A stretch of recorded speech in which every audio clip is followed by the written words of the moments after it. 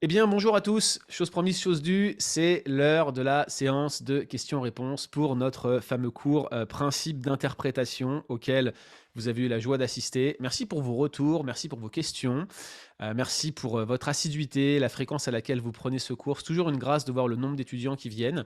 On a presque 270 étudiants sur cette session, sur un cours d'herméneutique. C'est pas forcément le Mmh. cours le plus populaire qu'on fait habituellement, mon cher Florent.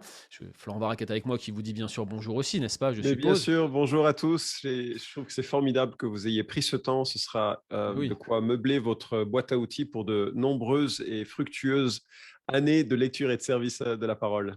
Et puis on est aussi très encouragé par les retours qu'on a eus sur les bourses qu'on offre avec le Bon Combat. Vous êtes nombreux à nous avoir contactés pour savoir où est-ce qu'ils en sont dans leur soutien respectif. Franchement, Florent, moi je suis vraiment encouragé par ça, d'une part parce que ça correspond à notre vision de soutenir des étudiants en théologie, mais aussi je crois que toi comme moi, et puis d'autres qui sont, je veux dire, intéressés à la formation des ouvriers en francophonie, on sait qu'il n'y a pas une culture en France de financement des études des pasteurs.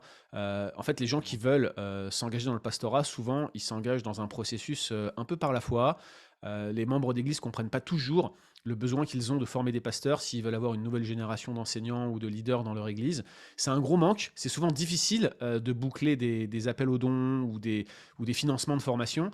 Là, on est encouragé de le faire pour les cours d'Alex ou de Natacha ou de Dan ou le soutien qu'on accorde à notre frère Yannick, qui est le vice-président de Sembec, je le rappelle. C'est bon qu'on puisse le faire, mais si ça peut vous sensibiliser aux besoins qu'on a de former une nouvelle génération de pasteurs, il y a un vrai gap générationnel là. On va arriver dans 5-10 ans, des pasteurs vont partir à la retraite et il n'y aura personne pour les remplacer. Et de nombreuses églises vont fonctionner avec des conseils d'anciens, des gens qui vont être actifs de l'autre côté, et c'est jamais l'idéal quand vous n'avez pas quelqu'un qui s'occupe à plein temps de l'église, notamment de l'enseignement des Écritures dans l'église. En tout cas, c'est ce que nous pensons. Et c'est Donc, déjà le cas en France, hein. Il y a ouais, déjà une pénurie de pasteurs. ouais. C'est très compliqué, trouver quelqu'un qui s'engage, qui s'implique. Alors, il y a plein de raisons à cela, donc c'est vrai que c'est une nécessité d'encourager la formation et l'engagement. Alors, on est très encouragé par vos retours et on va communiquer davantage là-dessus durant ce semestre. Mais sachez que les excédents, quand il y en a, de finances avec Transmettre, eh bien, ils sont systématiquement réinvestis dans la formation d'ouvriers parce que c'est vraiment notre fardeau et notre vision et on va continuer dans cette direction-là. Alors, mon cher Florent, on a reçu quelques questions. Certaines concernent, n'est-ce pas, la partie un peu plus méthodologique que tu as traitée. Il y a aussi tous les liens qu'on a promis de vous envoyer qui vous parviendront par courriel d'ici la fin de la formation avec toutes les ressources gratuites et l'ancienne formation herméneutique de Transmettre. On vous l'a promis, on le fera. Je vous rappelle également que vous pouvez commander l'ouvrage hors contexte, qui est un très très bon traité d'herméneutique appliqué, hein, puisque vous avez différents pasteurs, différents intervenants qui vont traiter de sujets et de thèmes et de textes qui sont parfois bien mal interprétés. Donc c'est un bon débouché. 50% de réduction chez les éditions clés. Vous avez jusqu'à la fin de la semaine, je crois. En tout cas, dépêchez-vous. Donc on a quelques questions comme cela sur des textes particuliers, mais on a aussi des questions méthodologiques. Je te propose qu'on commence par les questions de méthode. Et pour les textes en particulier, on va en faire un ou deux, mais on va surtout renvoyer nos auditeurs et nos étudiants vers les ressources du Bon Combat, vers les ressources de TPSG qui se chargent, notamment via les podcasts, Un pasteur vous répond, que dit la Bible, de traiter des textes difficiles comme cela. Alors, on commence avec une première question que je vais te poser pour toi, Florent. Une question de Ponel qui revient sur la méthode COCA et celle un peu plus longue IOA ou plutôt IAOA, je ne sais plus comment je l'ai renommé. Bref, Ponel demande comment est-ce qu'on peut faire une bonne herméneutique du passage de Tite 1, 10, 11, sachant que la notion de circoncision n'est plus adaptée aujourd'hui. Peut-être on pourrait prendre le Plus texte d'actualité, ensemble. d'actualité, il dit. D'actualité, oui, effectivement. Excuse-moi pour la faute la faute de prononciation, mais quand je pense à deux choses en même temps, mon cerveau se télescope, malheureusement. Il y a en effet, dit le texte, surtout parmi les circoncis, beaucoup de gens rebelles, de vains discoureurs et de séducteurs auxquels il faut fermer la bouche. Ils bouleversent des familles entières, enseignant pour un gain honteux ce qu'on ne doit pas enseigner. Évidemment, c'est dans cette diatribe contre les faux docteurs, puis on parle de circoncision d'un seul coup. Ponel dit, mais comment la méthode Coca peut-elle s'appliquer sur un texte comme celui-là, avec peut-être une sorte d'anachronie dans l'usage de la circoncision ici? Qu'en penses-tu, Florent? Bah, tout d'abord, c'est une très bonne observation. C'est bien de noter ce genre de choses. On a des textes qui sont quelque part en dehors du temps, comme Paul qui demande à Timothée d'amener un manteau et des manuscrits. Manifestement, on n'est absolument pas en moyen de répondre à sa demande. Aujourd'hui, les deux sont morts et on ne saurait même pas de quel manteau ni de quel manuscrit il est question. Donc, c'est bien de regarder la texture historique de ces textes, de voir comment ça s'applique. Deuxième remarque, ici, on a vraiment une situation où la circoncision joue un rôle fondamental dans la confiance des moyens du salut de l'époque. Et donc, la méthode Coca s'applique dans le sens où il faut comprendre ce que représente la circoncision pour les lecteurs de l'époque, alors principalement pour des juifs et pas que, et de voir à quoi est-ce que Paul fait référence, pourquoi il met en garde, pourquoi c'est grave. Et là, immédiatement, on va voir que même si la circoncision n'est plus d'actualité, et là je mettrai même un bémol, mais je reviendrai là-dessus dans un instant, même si la circoncision n'est pas d'actualité, l'appui que les uns et les autres ont pour justifier de leur salut euh, se rapporte quelque part à l'appui qu'avaient ces gens-là pour dire, bon, moi je suis sauvé, je suis circoncis. Et nous entendons parfois, mais moi je suis sauvé, je suis baptisé, ou moi je suis sauvé, je vais à l'église, ou moi je suis sauvé. Alors, c'est pas tout à fait la même chose, c'est pas le sens, mais il y a une application qui est possible. Et donc la méthode Coca va nous permettre quand même de se dire, ok, c'est quoi la circoncision? Quelle était la bonne compréhension de la circoncision? Quelle était sa place légitime au sein d'un commandement de Dieu et du peuple d'Israël? Et quelle est une mauvaise place, mauvaise compréhension de la circoncision alors que l'on passe de Israël à toutes les nations avec le phénomène de l'Église extraordinaire, ce plan magnifique qui se dévoile et qui se met en place à partir de Acte 2. Et là, on a un autre rapport à la circoncision. Et c'est donc autant d'actualité, même si l'application va changer. Enfin, et je termine là-dessus, il ne faut pas croire que les judaïsants ont disparu. Je connais des églises évangéliques reconnues sur la place qui soudainement se sont mis à aller de plus en plus à accroître le cercle des exigences de la loi sur l'Église jusqu'à l'imposition des fêtes du judaïsme, jusqu'à l'imposition de certains régimes alimentaires et tout ça. Alors, chaque fois qu'on leur dit, ils disent non, non, non, mais on ne l'impose pas, mais c'est quand même bon et ils se sentent de plus en plus supérieurs. Alors, la circoncision, c'est plus douloureux, donc c'est moins populaire, mais on a ce genre de situation aussi de nos jours. Merci, merci Florent pour ce parallèle. Effectivement, la circoncision est moins populaire à cause de la souffrance que cela occasionne. Il y a toutes sortes d'églises qui font toutes sortes de choses aujourd'hui. On a même des églises qui se mettent à pratiquer le lavement des pieds. Je ne sais pas si tu imagines, c'est absolument terrible. Je dis ça parce que je mets ici une petite pique à Florent, dont l'église où il était à Villeurbanne-QC pratique le lavement des pieds dans sa compréhension du Nouveau Testament, je crois. Je dis pas de bêtises ici? Alors, c'est pas que c'est juste qu'on lit assez directement le texte de Jean 13, mais on pourra faire un podcast un jour là-dessus. Ce serait Ah, ça un serait bon un élément excellent de. podcast que de savoir si tu dois me laver les pieds ou pas. Je me préparerai longuement avant ce Allez, c'est jour-là. Je, parti. je l'attends, je l'attends avec impatience, mon Je cher te Florent. mets au défi de publier ça sur Coram Deo.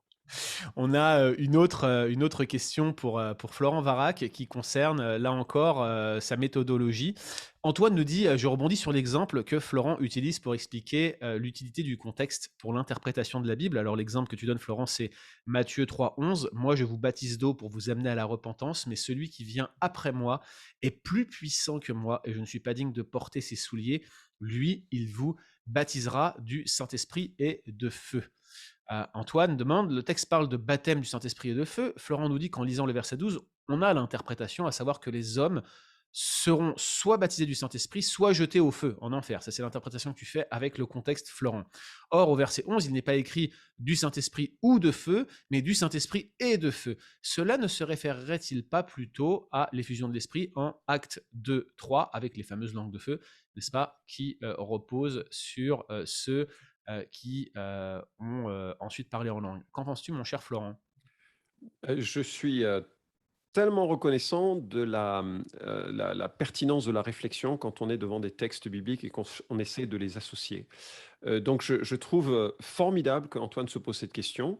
C'est effectivement une des interprétations possibles. Il est difficile de louper hein, le feu qui est associé à l'esprit en Matthieu, et puis le feu associé à l'esprit en Acte 2. Donc je comprends tout à fait l'allusion. qui est présente. J'entends également qu'il n'est pas dit: «Il vous baptisera d'Esprit Saint ou de feu», ou avec, donc ce serait distributif, sur 2 groupes d'individus. Mmh. Ceci dit, je crois que le contexte de Actes, un autre auteur, un autre enfin éloigné de Matthieu chapitre 3, est moins pesant, même s'il est pesant de toute façon parce que c'est le Saint-Esprit qui est l'auteur de toute la Bible. Donc ça, le liant, c'est quand même un seul auteur de la Bible, c'est le Saint-Esprit. Donc ça pourrait tout à fait être le cas, mais je trouve que le poids de l'argumentation va dans le sens du contexte immédiat. Alors, je ne suis pas le seul à l'interpréter de cette manière, mais il y a d'autres personnes qui interprètent à la manière d'Antoine, et donc je veux aussi reconnaître que c'est une possibilité. Mais quand même, il y a beaucoup qui notent, hein, cette répartition très forte qui est compatible avec le type de ministère de Jean-Baptiste, hein, qui est cinglant, qui est très, très direct, et qui invite à réaliser que lui va baptiser de deux manières. Et quand il le dit le vous, il ne parle pas comme si c'était un vous bienveillant, c'est un vous, un auditoire qui est divisé. Il y a des gens qui sont pour Jean-Baptiste, d'autres qui sont contre. Et lui, il va vous baptiser d'Esprit Saint et de feu. Ça va répartir les gens de façon catégorique.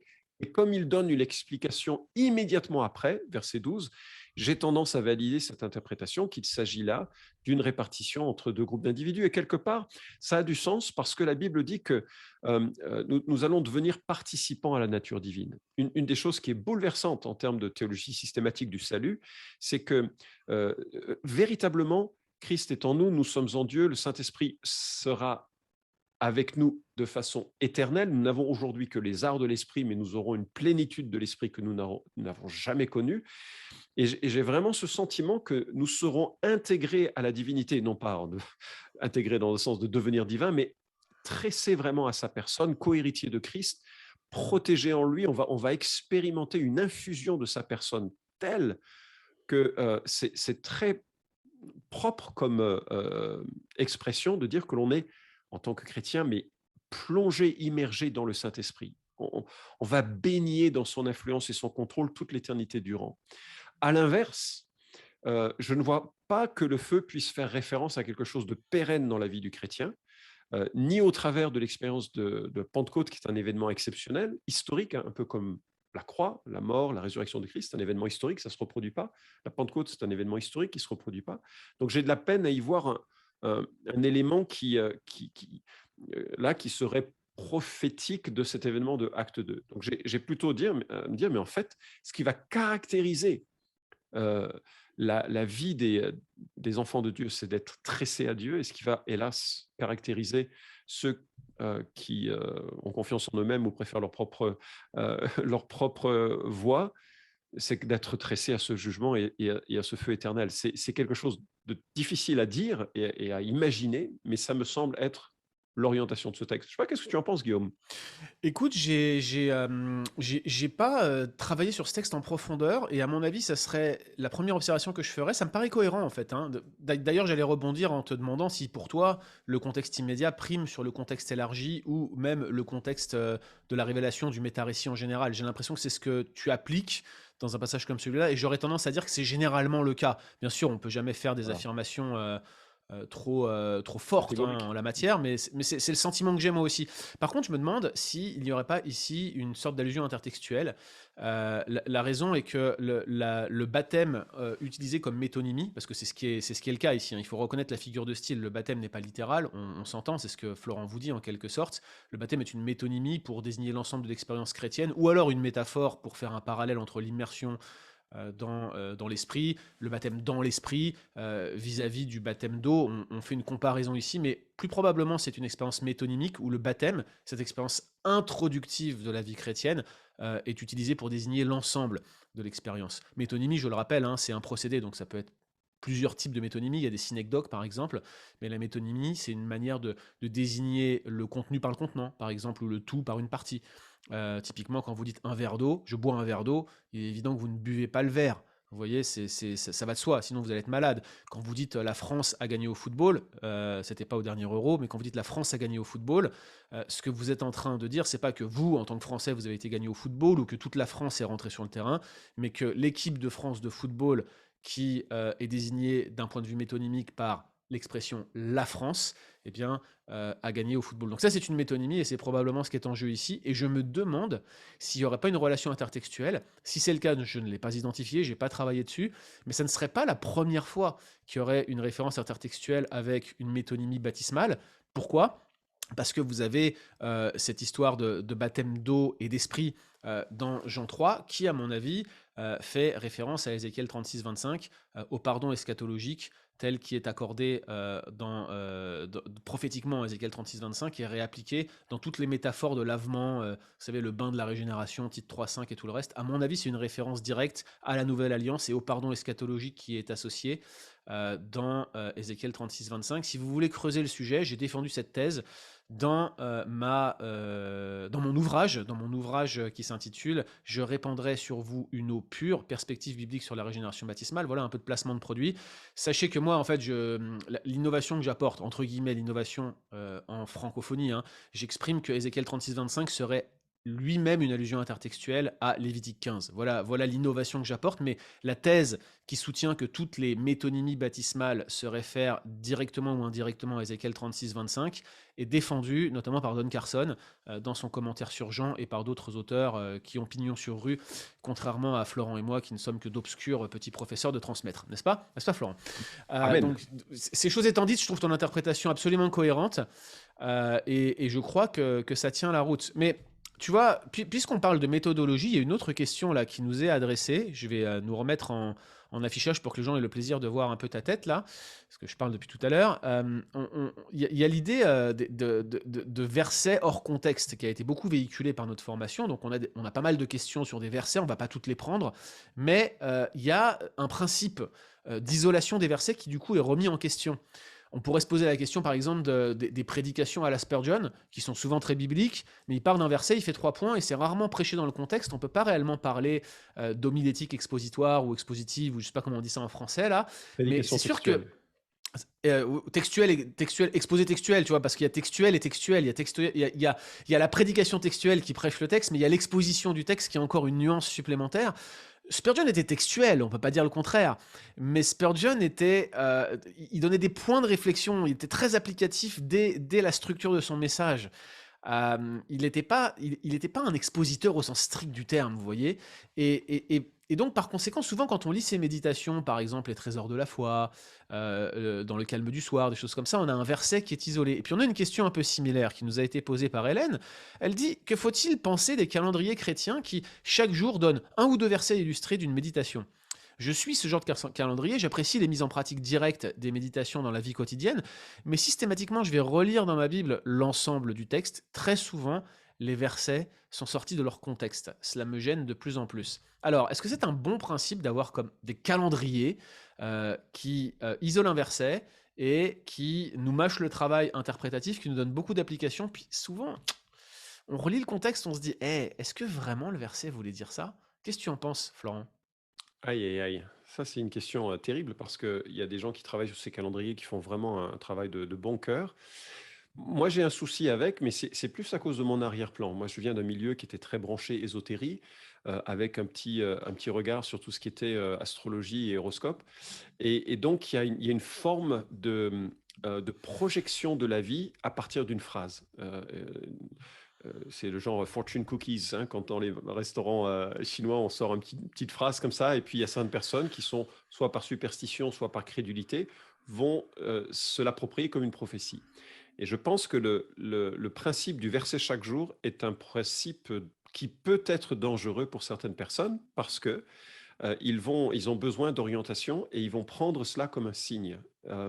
Or, Dieu ne nous parle pas forcément par des signes, je dirais que c'est plutôt exceptionnel et que ça a été le cas dans des moments forts de la rédemption, mais que Dieu veut nous conduire à partir de principes de vie qu'il nous donne dans sa parole. Euh, Ceci dit, c'est pas forcément mauvais, parce que l'application, un peu comme tu évoquais le cas de Spurgeon, est aussi un élément que Dieu veut susciter en nous.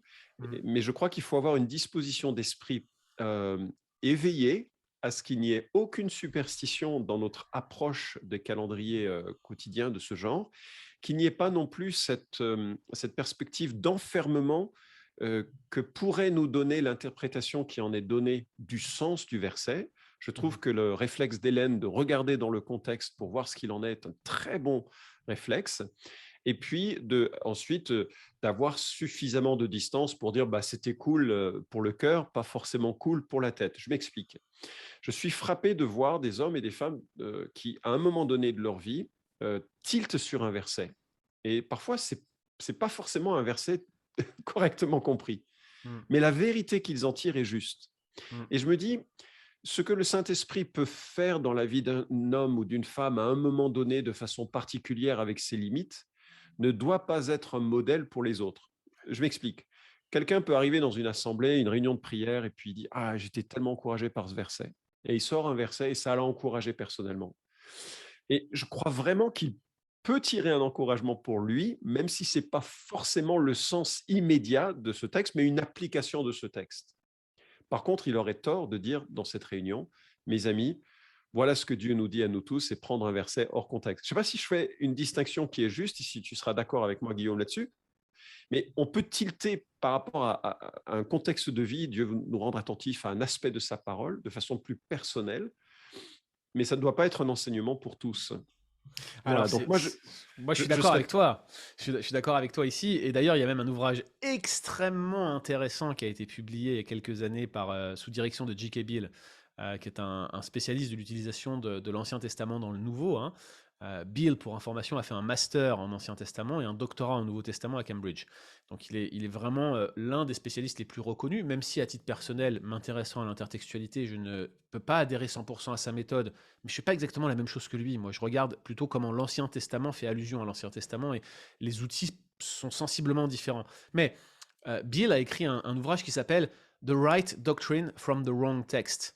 OK, En fait, le titre veut dire la bonne doctrine à partir du mauvais texte. c'est ça. Et en fait, c'est une collection d'articles de différents auteurs que Bill a collectés et a mis en ordre, en orchestre, en mouvement, en quelque sorte, comme un chef d'orchestre.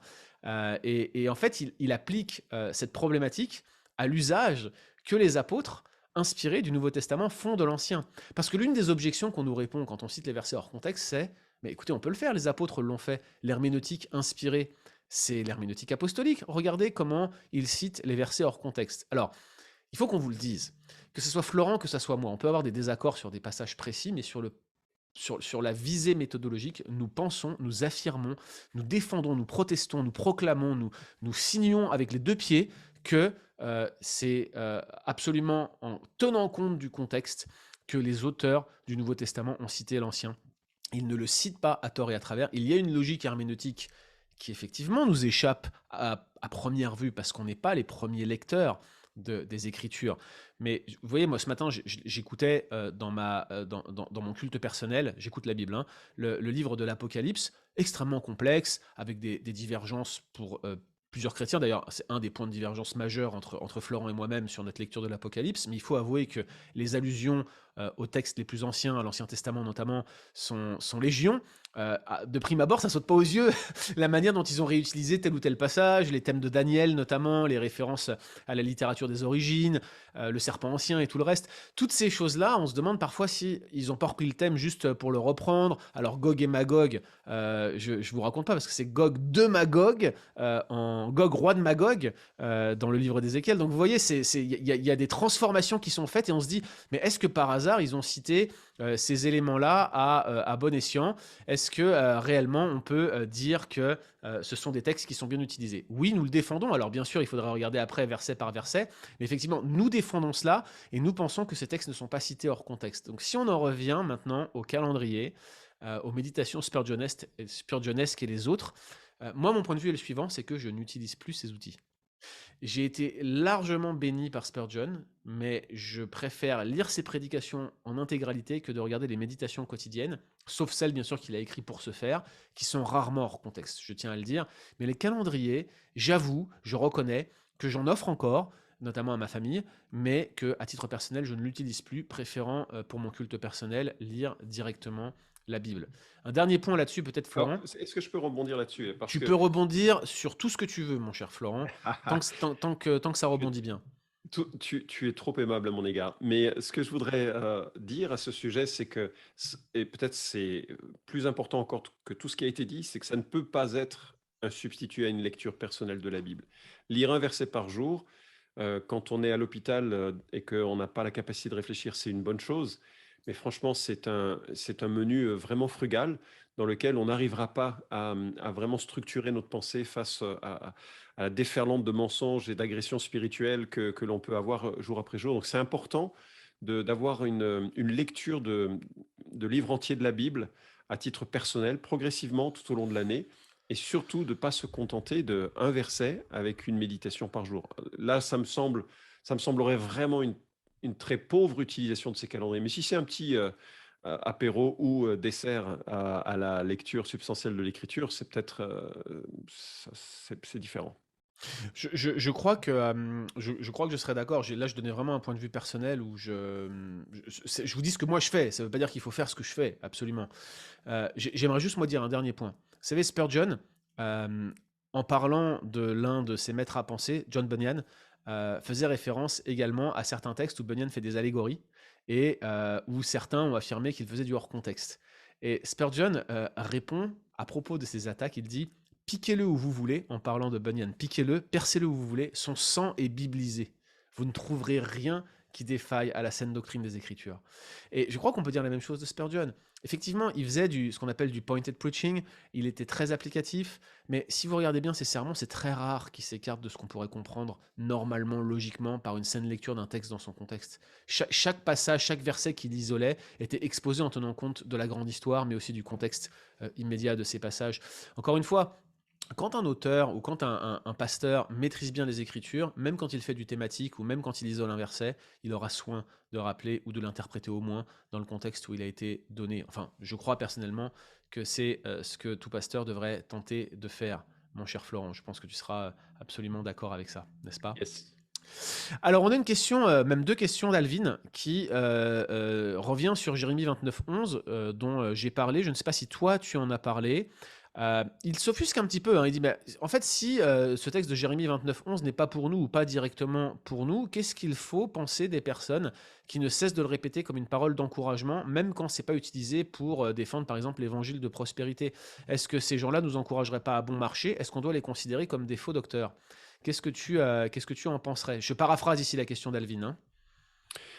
Peut-être, faux docteur, ça dépend comment il le formule, parce que ce verset est vrai comme tout le reste de l'écriture et tout dépend de l'application que l'on fait. Mhm. Je relis: «Je connais, moi, les desseins que je forme à votre sujet, oracle de l'Éternel, desseins de paix et non de malheur, afin de vous donner un avenir fait d'espérance». Si on fait, abstraction du contexte historique, ce verset affirme la connaissance de Dieu, de son projet, de ses projets à l'égard de qui? Bah, de son peuple, qui sont des saints, des projets de paix, qui sont des saints bienveillants, avec un avenir fait d'espérance. Si je l'applique brutalement à ma vie de chrétien, Dieu connaît ce qui va se passer dans ma vie. Il n'y a pas un seul de mes cheveux qui ne tombe sans son accord. Mes jours de vie, de service sont entre ses mains, sont comptés. Je ne mourrai pas avant, je ne mourrai pas après que lui ait de son décret de ma mort. Et ensuite, il me transportera dans le lieu qu'il prépare pour ceux qu'il a sauvés. Il me prépare une place en ce moment, il essuiera mes larmes. Tout ça sont des promesses que j'ai dans l'Écriture. J'ai de la peine à dire que ce sont des desseins de malheur, ce sont des desseins de Mhm. paix, ce sont des desseins de bonheur. C'est une espérance qui est devant moi. Donc tout va dépendre de la manière dont on applique ce verset. Si on dit à partir de ce verset que entre maintenant que tu es devenu chrétien et le jour où tu mourras, tu n'auras que de la paix et pas de malheur, c'est un faux enseignement. C'est terrible et effectivement, ça va augmenter la souffrance de ceux qui souffrent parce que ce n'est pas une promesse de cette nature. Ce n'est Mmh. pas ça que promet Jérémie 29:11. Donc là, ce serait grossièrement erroné de le dire. Euh, Imaginez notre vie dans 1 million d'années, pour nous qui sommes sauvés. Dans 1 million d'années, quand on regardera en arrière notre vie sur Terre, 70, 80, 90 ans, nos souffrances vont paraître bien plates. Mmh. Et soudainement, le bonheur cumulé de millions d'années, de millions, de milliards d'années, de toute une éternité passée sur une nouvelle terre avec Dieu dans sa proximité et tous ceux qu'il aura sauvés, je ne vois pas comment on pourrait regarder à ce verset en disant mais tu avais raison Seigneur, même si on a passé une vie difficile, compliquée, pleine de souffrances et de tensions. Donc, ce verset dit des choses sur Dieu, dit des choses sur notre avenir qui sont vraies, que l'on soit dans l'Église ou qu'on soit pour Israël. Mais ça n'est pas une promesse d'un quotidien sans souffrance.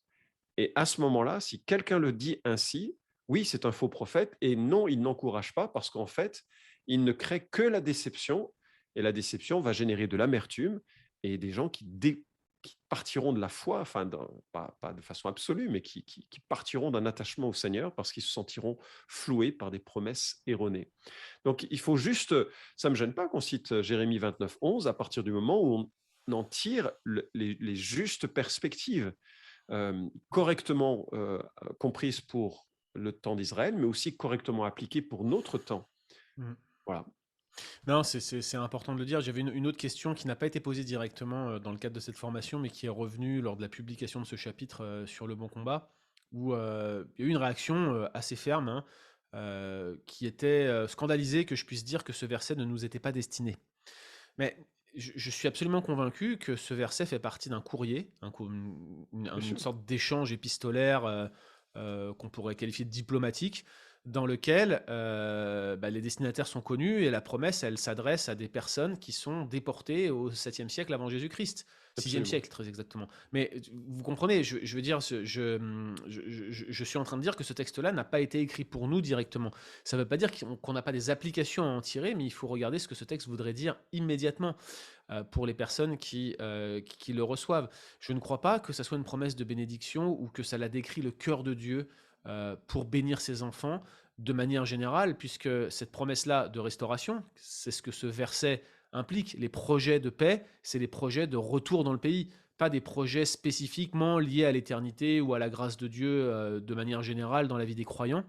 C'est plutôt une promesse de restauration de son peuple au retour d'exil. Et la promesse passe par 70 ans de captivité. C'est ce que dit le texte explicitement.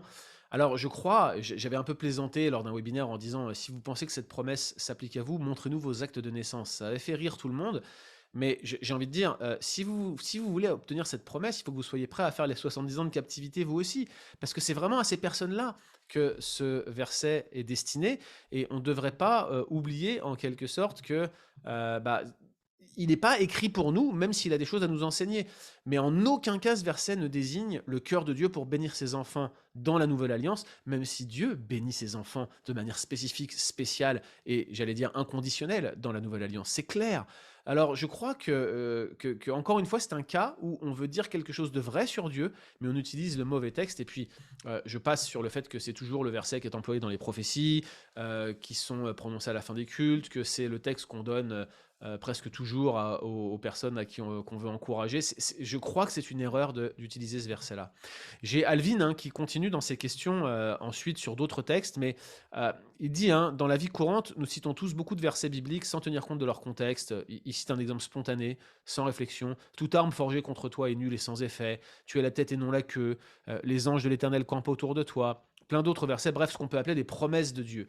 Sans rentrer dans le débat sur l'évangile de prospérité, Florent, ces textes-là sont quasi systématiquement isolés de leur contexte et appliqués directement au contexte des croyants et utilisés comme des promesses, alors que parfois, ils ne le sont pas. Qu'en penses-tu? Ah, absolument, et ça me désole. Je me souviens avoir été dans une réunion de prière en République centrafricaine. Vous savez, c'est un pays qui est décimé par des guerres civiles, par des agressions de hordes de différentes confessions, que ce soit parfois animistes ou que ce soit islamiques. Parfois, il y a des réponses chrétiennes plus ou moins. Enfin bref, c'est un passé colonial glauque. La France n'a vraiment pas fait un travail honorable de gestion dans ces premières années en République centrafricaine. Bref, un pays décimé, avec beaucoup de tristesse, beaucoup de malheur, et dans un temps de prière, quelqu'un a dit: «Tu as dit que tes enfants seraient la tête et non la queue», enfin, et qui quasiment exigeait que Dieu accomplisse sa promesse. Mais ce texte que l'on trouve dans les bénédictions d'Israël, si elle était fidèle à son alliance, n'ont rien à voir avec la vie de l'Église. L'Église, il suffit de lire Hébreux aussi chapitre 11 pour voir combien la vie de piété va être source de persécution et de difficultés. On fait partie d'une rare génération de chrétiens qui, depuis des décennies, bénéficient d'une vraie liberté de culte et de paix dans notre expression spirituelle et religieuse. Ce n'est pas le cas dans bien des pays, et personne dans ces pays-là n'aurait eu l'imagination de prendre ces versets de cette manière. La vie chrétienne, nous marchons après un sauveur crucifié. Nous sommes associés à un apôtre comme l'apôtre Paul qui a connu des choses absolument terribles. Il ne faut pas s'imaginer que la vie chrétienne soit facile. Elle l'est sous certains égards, elle ne l'est pas sous d'autres. Et nous allons connaître des moments complexes de lutte dans notre marche avec Jésus. Et ça me désole que des gens se forgent une réflexion de la vie chrétienne qui est fondée sur une sorte de bien-être immédiat. Mmh. Euh, Mourir à soi-même, y compris mourir à soi-même face aux tentations du monde, ce n'est pas agréable. Et c'est une forme de difficulté de la vie qui fait partie de la vie chrétienne. Et malheureusement, on le prêche moins ou pas, et on laisse des gens avec cette idée que venez à Christ, tout ira bien. Et c'est faux. C'est faux. C'est totalement faux. Quand je suis devenu chrétien, j'étais dans une église très conservatrice, mais la manière dont on insistait tellement sur l'expérience de conversion, je parle de conversionnisme hein, aujourd'hui sans hésitation, c'était tel que je devais vraiment raconter l'avant et l'après, au point que avant c'était pourri, ma vie dans la drogue et tout ce qui va autour, ma vie à la cité était horrible, et maintenant regardez comme Dieu m'a changé et tout va bien. Mais écoutez, objectivement, dans ma vie c'était la pagaille. L'arrivée de l'évangile a mis le bazar dans ma famille parce que je me disputais avec mes parents qui comprenaient pas pourquoi j'étais Aussi. prêt à dire la vérité devant les autorités judiciaires de mon pays sur les méfaits que j'avais commis et qui allaient probablement me renvoyer en prison. Par la grâce de Dieu, ça n'a pas été le cas. Enfin, vous voyez, ça a été vraiment difficile et j'avais du mal à avoir un argumentaire convaincant et ma conscience me reprenait quand je donnais mon témoignage et que j'expliquais, regardez ce que tu as fait, comment tout va bien dans ma vie aujourd'hui. C'était pas vrai. J'étais plein de colère, j'avais plein de choses à régler. J'avais besoin d'accompagnement que j'ai pas eu immédiatement. Enfin, vous voyez, il y avait des choses que Dieu devait faire dans ma vie. Il avait planté une graine, il allait faire le travail, mais c'était faux. Tout n'allait pas être que promesses et bénédictions immédiatement. J'ai encore des chrétiens qui me disent, quand je leur explique ça, mais probablement parce que tu n'étais pas complètement consacré au Seigneur. Écoutez, je pense que pour dire des phrases comme ça, c'est qu'on ne l'est pas non plus. Je le crois profondément. Je crois à titre personnel que Dieu fait une œuvre qui commence et qu'il poursuit dans sa vie. Il y a un jour où j'étais à une convention à Palaiseau, où je crois que tu étais orateur d'ailleurs, Florent, j'étais jeune chrétien, puis il y avait eu un témoignage pour les jeunes, où un gars avait donné son témoignage en expliquant en gros, écoutez, avant moi j'avais une petite vie tranquille, et puis je me suis converti, et oh là là là là, c'est la catastrophe, je souffre. Et j'avais écouté ça avec attention, puis je pouvais juste me raccrocher à son expérience, non pas que ma vie n'était que souffrance ou que elle était objectivement moins pire qu'avant, meilleure qu'avant, et pour rien au monde je voulais revenir en arrière. Mais lui, il galérait, il galérait vraiment, c'était dur. La conversion pour lui, c'était rentrer dans une vie de souffrance. Mais sa conclusion, c'était je suis tellement plus heureux avec Christ que sans lui. Et je crois que on devrait ne pas oublier le rôle de la souffrance, le facteur clé dans la vie chrétienne. Au point que, vous voyez, nous, dans notre Église, quand on fait le processus de discipulat à court terme, ce qu'un chrétien doit apprendre les 6 premières semaines après sa conversion, les semaines 3 et 4, on insiste sur la souffrance. C'est une des premières choses qu'on leur enseigne. T'es chrétien, tu vas souffrir. Et c'est incroyable comment ça prend le contre-pied des promesses hors contexte qui sont systématiquement utilisées et renvoyées aux chrétiens qui viennent de se convertir en leur disant convertis-toi, tout va être génial, il a des Oui. projets merveilleux pour toi. Ok, lisez le contexte. Ouais, je trouve que c'est excellent, c'est très fort ce que tu dis. J'abonde dans ton sens, j'aurais souhaité qu'on me le dise. J'ai pas il y a plein de choses que j'aurais souhaité comprendre au début de ma vie chrétienne, je suis même pas sûr encore de les avoir comprises. Mais ce qui est intéressant, c'est que le 1er message du livre de Job et ce qui est peut-être le premier livre rédigé de la Bible, on ne le sait pas, mais si c'était le cas, ce serait, un des premiers en tout cas. Et la première communication que Dieu donne de lui-même, c'est que face à la souffrance, il est incompréhensible. Et le problème de ces promesses, c'est qu'on cherche à donner du sens à la souffrance. Quelqu'un souffre et on va lui dire, Romains 8, 28, toute chose concourt au bien de ceux qui aiment Dieu. Tu verras, il y a quelque chose de bien qui va en sortir. Moi, je connais des gens qui ont souffert sans qu'il y ait quelque chose de bien, de visible. Alors, de l'autre côté, Dieu donnera peut-être un sens à tout ceci. Et il faut croire qu'il sait ce qu'il fait, mais il faut se méfier de ne pas être comme les compagnons de Job, qui avaient une réponse à tout. Tu souffres, c'est parce que. Et qui sortent, alors il n'y avait pas beaucoup, si c'est le premier livre, il n'y avait pas beaucoup de Bible à citer, mais il y avait beaucoup de sagesse commune qu'il cite, qui est toute erronée. Et parfois, les versets hors contexte, c'est des choses qu'on balance parfois pour se protéger soi-même de la réalisation que je ne peux pas maîtriser ma vie, Mm. que je ne peux pas maîtriser la vie chrétienne, que Dieu est puissant au-delà de toute imagination et que ses voies sont vraiment pas les miennes et qu'il a une intention beaucoup plus vaste que mon propre besoin personnel immédiat et que je suis à ses pieds à l'adorer au milieu de choses que je comprends pas Mm. parfois dans la vie. Donc ça, c'est une spiritualité qu'on a besoin de développer dans les églises évangéliques où on aime bien les choses super carrées et super bien comprises et explicables. Je crois aussi qu'il faut rajouter deux choses, Florent, quant à certaines erreurs qui sont faites dans des milieux un peu plus charismatiques. Pas tous les milieux charismatiques, on s'entend, on n'est pas en train de stigmatiser ici un pan entier du mouvement évangélique, pas du tout, mais il y a certaines églises charismatiques qui continuent à défendre l'usage du réma en disant en fait qu'un texte qui peut nous être communiqué par Dieu, par son réma, serait de toute façon inspiré et nous dirait une chose qui serait dans les plans de Dieu, même en utilisant un texte hors contexte. Je pense que c'est un peu faire offense à Dieu de dire que Dieu serait capable de faire du hors contexte là où on demanderait au prédicateur de ne pas le faire. Vous voyez, ça serait un petit peu abusé. L'autre chose, c'est ces fameuses paroles créatrices. Vous savez, où souvent un verset de la Bible prononcé avec foi pourrait créer dans nos vies des circonstances favorables. Beaucoup croient à des choses comme celle-ci. Je crois que le summum de cela, c'est Joel Osteen, hein, avec son fameux Power of I am, le pouvoir de je suis. I am rich et je vais devenir riche, vous voyez.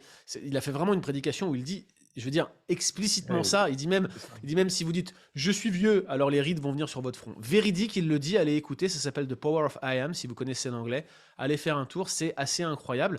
Mais c'est cette idée répandue des paroles créatrices qui circulent dans certains cercles charismatiques et qui sont systématiquement basées sur du hors contexte. À titre personnel, je trouve que c'est profondément ironique, parce que si tu proclames un hors contexte sur ta vie, n'est-ce pas ta vie entière qui va devenir hors contexte? C'est vraiment le sentiment que j'ai quand je vois cette ironie-là. Je pense que nous devrions plutôt rechercher la parole de Dieu en la lisant pour ce qu'elle est et en essayant de comprendre ce qu'elle veut nous dire réellement telle qu'elle a été donnée.